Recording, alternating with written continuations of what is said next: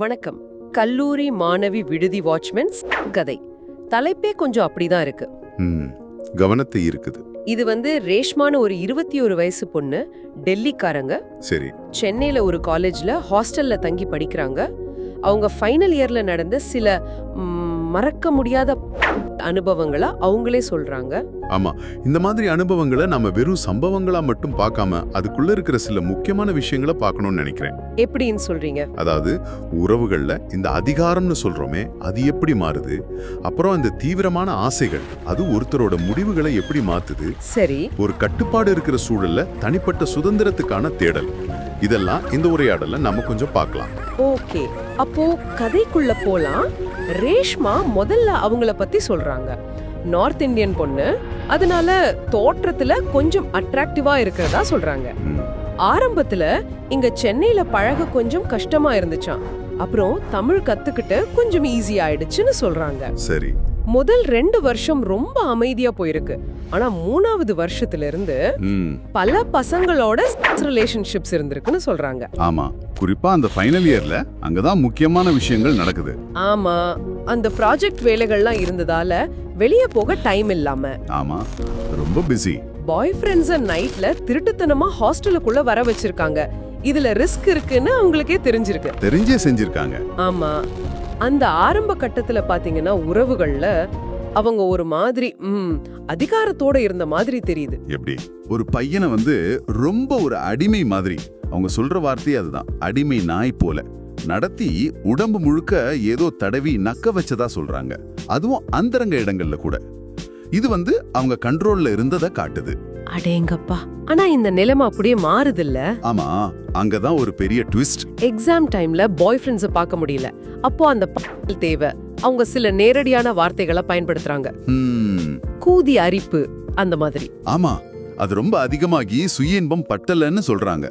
இந்த அடக்க முடியாத ஒரு நிலைமை தான் அவங்கள அடுத்த கட்டத்துக்கு தள்ளுது. நிச்சயமா. அந்த மனநிலையில தான் அவங்க கவனம் ஹாஸ்டல் வாட்ச்மேன் மேல போகுது. கணேஷ்னு பேரு, ஒரு 40 வயசு இருக்கும். சரி. அவரை எப்படியாவது அடையணும்னு பிளான் பண்றாங்க.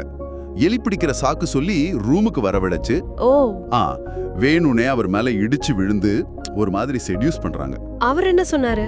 அவர் முதல்ல நீ என் பொண்ணு மாதிரிமா, இது தப்பு அப்படின்னு தயங்கி இருக்காரு. ஆனா ரேஷ்மா அதை கேட்கல. அவரை வற்புறுத்தி ஓரல் செக்ஸ் வரைக்கும் போயிருக்காங்க. அந்த ஆரம்ப தயக்கத்தை அவங்க மீறின விதம் அது கொஞ்சம் கவனிக்க வேண்டியது. இங்கதான் அந்த பவர் ஷிஃப்ட், அதாவது அதிகார மாற்றம் நடக்குதா? கரெக்டா சொன்னீங்க.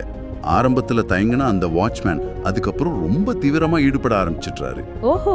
அந்த அனுபவத்துக்கு அப்புறம் ரேஷ்மா சொல்றாங்க, முதல் முறையா ஒரு தமிழானுக்கு நான் அடிமையான, அதுவும் ஒரு அங்கிள் சுன்னிக்கு அப்படின்னு. இது அவங்க முன்னாடி இருந்த அந்த டாமினன்ட் நிலையில இருந்து ஒரு பெரிய மாற்றம். ஆமா, முற்றிலும் மாறுபட்ட ஒரு உணர்வு நிலை. அன்னைக்கே பல தடவை உறவை வச்சுக்கிட்டதாவும், அதுக்கப்புறம் கிட்டத்தட்ட டெய்லி ராத்திரியில அவரோட இருந்ததாவும் சொல்றாங்க.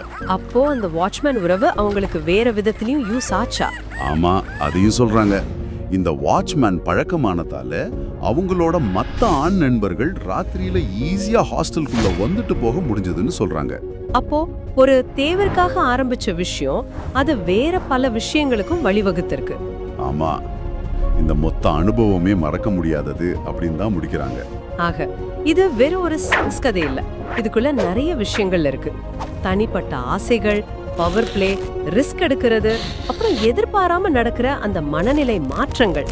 ஆமா, கட்டுப்பாடான உறவுகள்ல இருந்து ஒரு தீவிரமான தேவைக்காக தன்னை அறியாமலேயே வேறொரு உறவுல கட்டுப்படுறது வரைக்குமான ஒரு பயணம் மாதிரி தெரியுது. இதுல அந்த ரிஸ்க் எடுக்கிற தன்மை, உறவுகள்ல வர்ற அதிகார போராட்டங்கள், சில சமயம் எல்லை மீறி போற அந்த ஆசை, இதெல்லாம் ரொம்ப தெளிவா தெரியுது. சரி, அப்போ இறுதியா நம்ம நேயர்களுக்காக ஒரு கேள்வி கேளுங்க. இந்த கதையில வர்ற பொண்ணோட அனுபவங்கள், குறிப்பா அந்த உறவுகள்ல அதிகாரம் மாறின விதம், பாலியல் தேவைகளை அவங்க வெளிப்படுத்தின அந்த தீவிரம், இதெல்லாம் பத்தி நீங்க என்ன நினைக்கிறீங்க? ஒரு தனிநபர் இந்த மாதிரி ஒரு கட்டுப்பாடு உள்ள சூழல்ல கொஞ்சம் ஆபத்தான தேர்வுகளை செய்யும் போது அது சமூக ரீதியாவோ இல்ல உளவியல் ரீதியாவோ என்ன மாதிரி கேள்விகளை எழுப்புதுன்னு நீங்க கொஞ்சம் யோசிச்சு பாருங்க.